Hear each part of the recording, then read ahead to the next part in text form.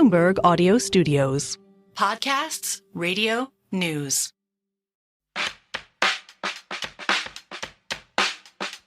Welcome to the City of London. The City of London. The next station is Bank. Please mind the gap between the train and the platform. The financial heart of the country. The City. The City. Welcome to In the City. Stand clear of the doors, please. So what does a Trump victory mean for UK-US relations? So welcome to In the City, a podcast from Bloomberg about the stories important to the City of London. I'm Francine Lacqua. And I'm Allegra Stratton. And Allegra, the relationship between the US and the UK has really always been described as a special one. Yeah, and people just keep redefining special.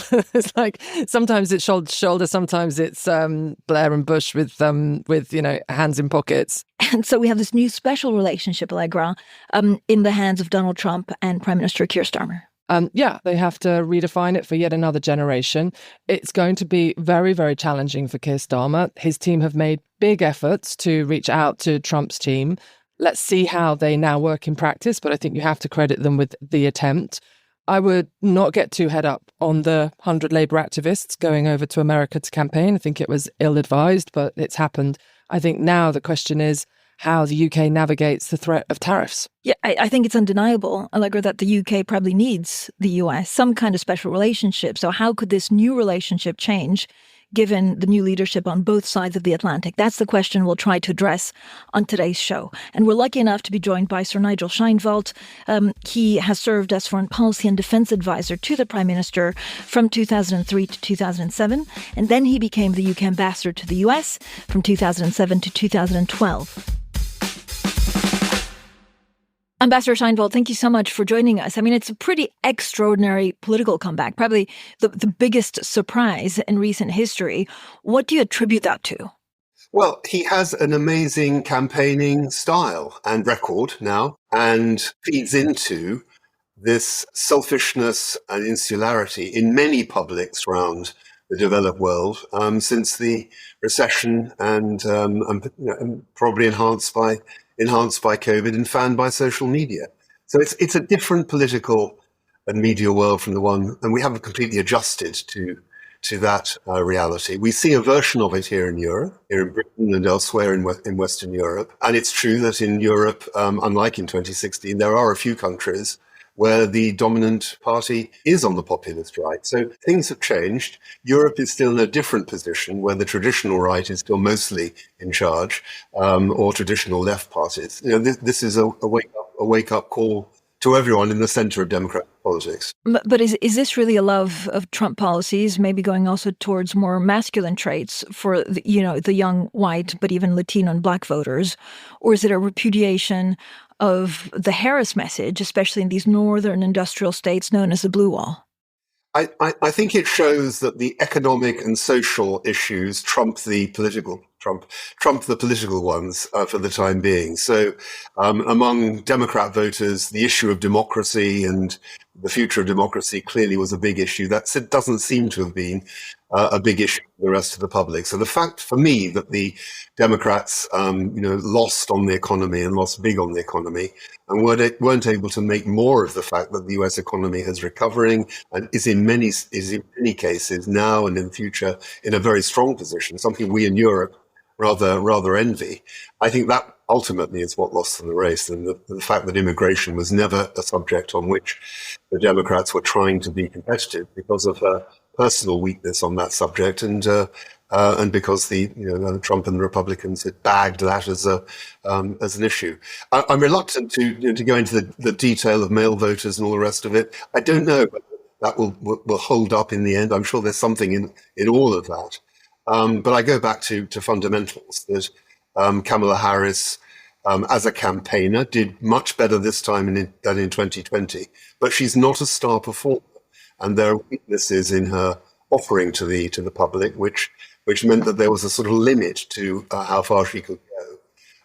And it's a surprise today because the over the weekend polls look much more balanced.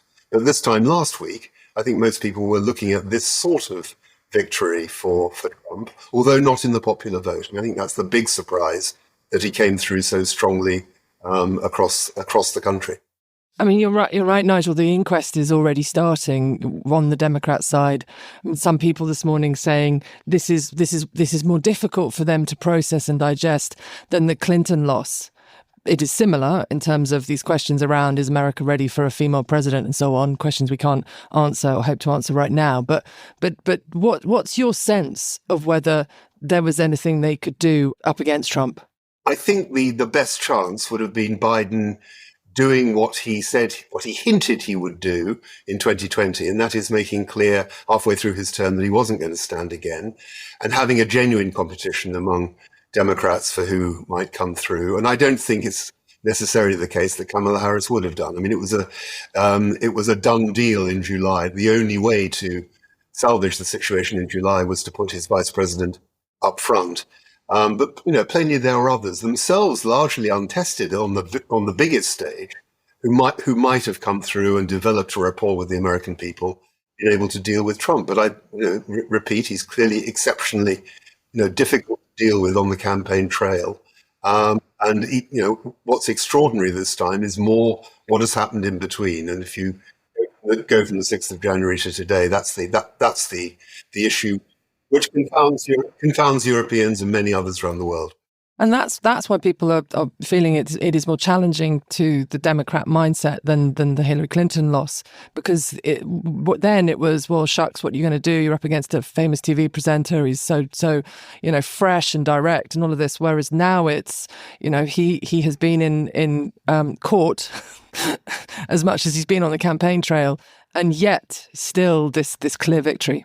Yeah, no, absolutely. I mean, I think that most of the things which have been proven in court cases, whether they've been tried or just initiated, people sensed about Trump in 2016 and 2020 as well. It's true that there's much more on the record than before, but they sensed this about him. It was there, and the public, deliberately chose those who voted for him in 2020, the victory in 2016. They chose someone with that sort of character, fundamentally different from the presidential character that you traditionally associate with, with the US. The other thing I'd say is, the Hillary Clinton was winning, clearly winning by a month out in 2016, and Kamala Harris was never clearly in the lead for an extended period.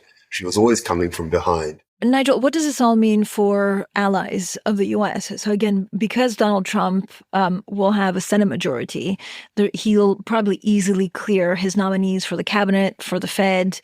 And so policies will be implemented as he wants them. What does that mean for the UK-US relationship? Well, I'm going to take one step back and just go back to the last time round. I mean, I agree with the implication of your question is that there was a different type of cabinet officer last time, and that's true. There were grown-ups around in the first term: Rex Tillerson, General Mattis, people in the National Security Advisor slot who had a great deal of experience and were for much more of the political center.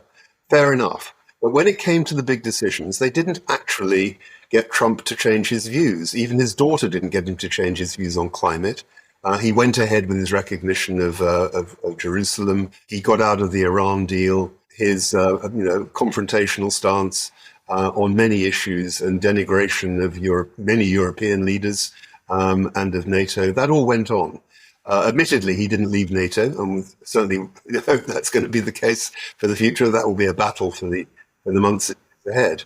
But for the UK government, you've seen already some inkling of how they'll try to deal with this. To some degree, with his own base, Keir Starmer was taking a bit of a risk by having dinner for 2 hours with Trump in New York a couple of months ago. But that was absolutely the right thing to do, as it was for David Cameron to try and talk Trump through Ukraine a little bit earlier in the year. So I think that is right. It's inevitable that they should try, but particularly with the prospect of a Trump unbound and fewer balancing voices in the administration around him, and a much more vengeful Trump than was the case in 2017. I think that that here in the UK and around the rest of Western Europe, people have got to be a little bit cautious and careful. I think of the leaders who tried to deal with him last time round.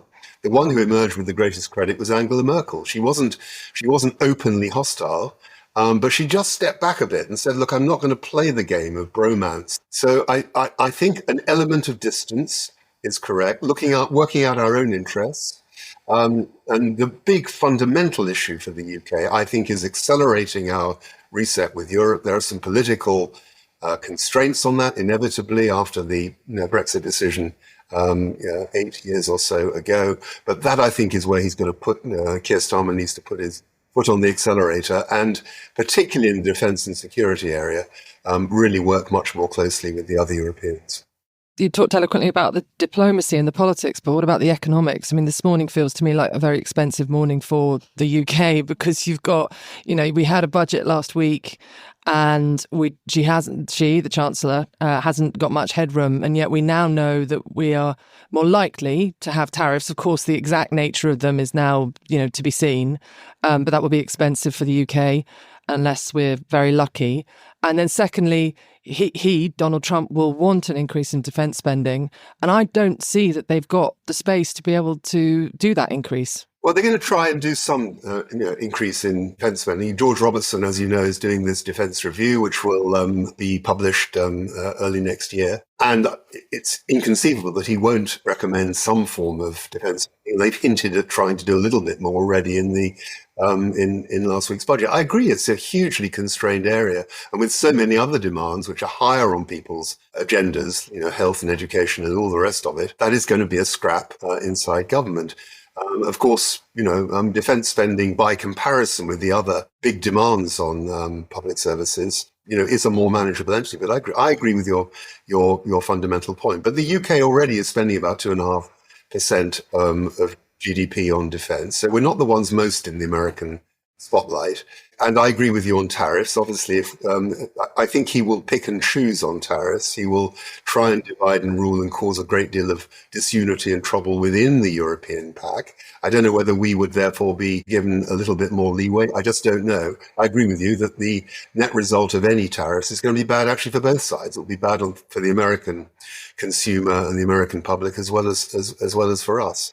But I think that's an area where he does have some flexibility, and there will be an element of differentiating, which in the Trump world is bound to be fairly erratic and personal and aggressively done. What's the right way of dealing with Donald Trump? So one of the first things he said that he would do as president would be to negotiate a peace deal with Russia on Ukraine. How does the Prime Minister Starmer deal with that?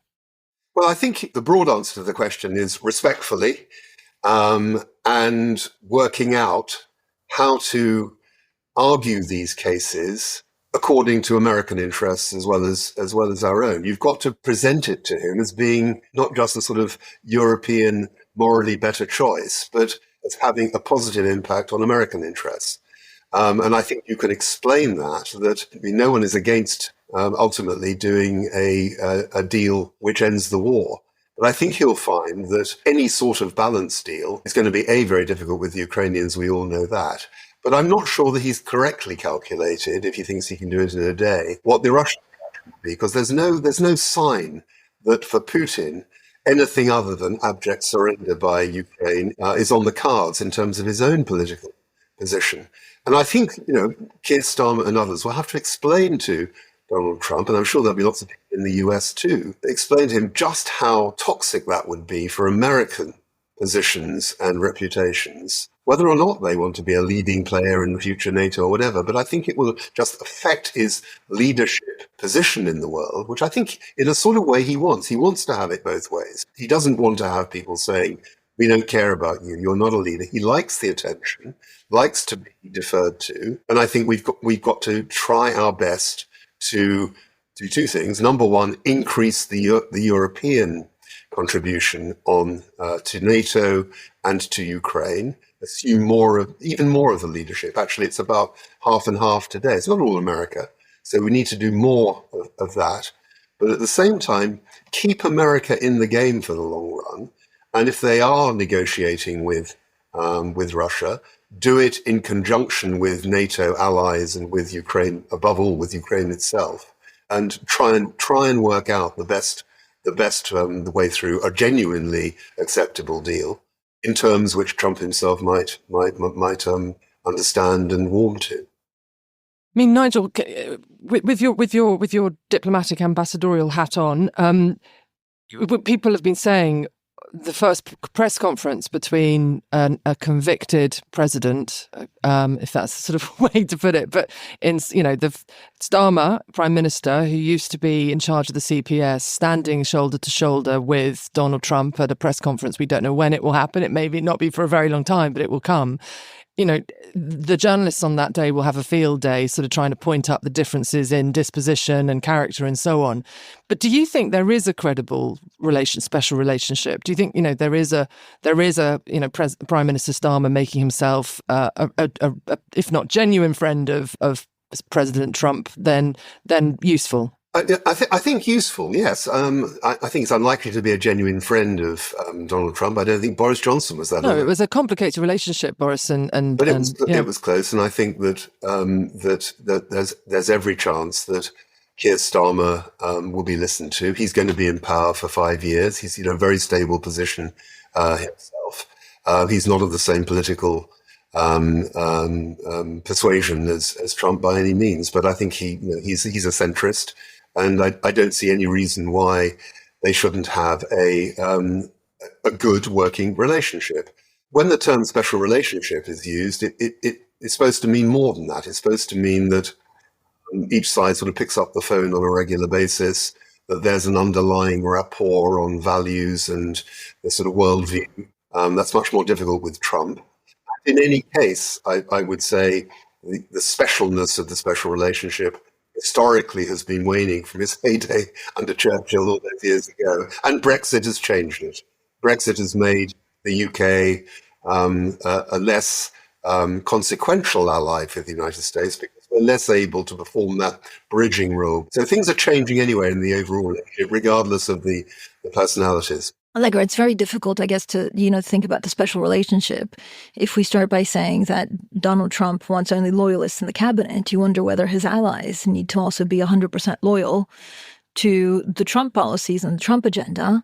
And that includes how to deal with China, how to deal with even North Korea and Russia. And I think that's right, Fran. And we are unclear sitting in London right now which way, for instance, Ed Miliband will come down on that question of tariffs on Chinese cars, where the Europeans have been very clear and Donald Trump will be wanting to see clarity and firmness.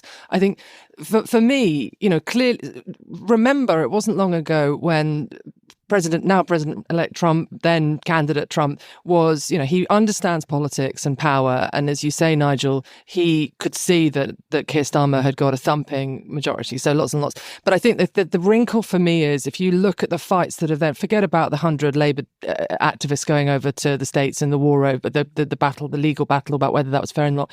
The Elon Musk and the fact that Keir Starmer and Elon Musk are, at loggerheads, that I think is troubling. But I guess the question is, Nigel, what does the UK need the US for, right? Do they just need to make sure they don't make an enemy of Donald Trump? Or do they actually need active policies for the UK? And what does that mean for the UK's foreign policy agenda? Well, Brexit means, in very bold terms, that in foreign policy, in the world, in security, the United States has become more important to the UK than ever before. That's, I'm afraid, the bare fact. We've severed our institutional links with Europe. We're trying to rebuild them very, very slowly at the moment. So I think America looms larger as a result of our own decision in 2016 over the EU. So it remains important to us. It's always been an unequal relationship in many ways. So I think he has to stick at it and will stick at it, as he's shown already. And no doubt Allegra's right that in front of the microphones and the press corps, that will be uneasy to some degree, but I'm sure Keir Starmer will just say, I have to deal with the president, the American public elects. And he's been very, very sure-footed, on that, despite the misstep of the Labour Party a few weeks ago in making that announcement. I think they'll get over that very, very fast.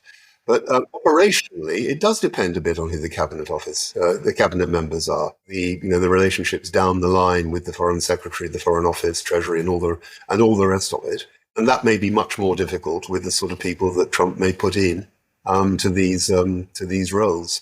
The role of National Security Advisor is that in that fulcrum position in the administration, linking up with Number 10 in an ideal world. And the person doing that role, if they don't have a natural sense for working with allies and consulting people and giving people a heads up, that's going to be highly problematic. Yeah, I mean, it's sort of in turns funny and also very, very concerning, the kind of Elon Musk Keir Starmer sort of war of words that it started over the summer over the riots. And then since has sort of morphed into, Musk has clearly taken it upon himself to call out a number of things that the Labour activists and Labour say, against the backdrop of David Lammy manfully, putting a lot of effort into building bridges with Trump and the Trump team. Yeah, and J.D. Vance and all the rest of it. And no, absolutely. Look, I mean, Musk and Kennedy, the idea of Kennedy as the American health secretary or health czar, that should, legitimately strike fear into people's hearts. So we'll see where he goes with those two. I mean, let's see. I can't quite see Elon Musk sitting in an office dutifully being a cabinet member, but we've been supporting before. The worry is he won't do that. He'll do it in his own way, and that's even more worrying. It'd be almost better if he did sort of put on a suit and do what he's told. But if he does a job, then he'll probably do it in an Elon Musk way. Yeah, probably do it from space. I think that's what we should recommend. No suits, a different type of suit. Yeah. Nigel Sheinwald, thank you so much for joining us. Thank you. Thanks for listening to this week's In the City from Bloomberg. This episode was hosted by me, Francine Lacqua, with Allegra Stratton. It was produced by Summer Sadi. Production support from Moses Andam and sound design by Blake Maples. Brendan Francis Newman is our executive producer. Sage Bauman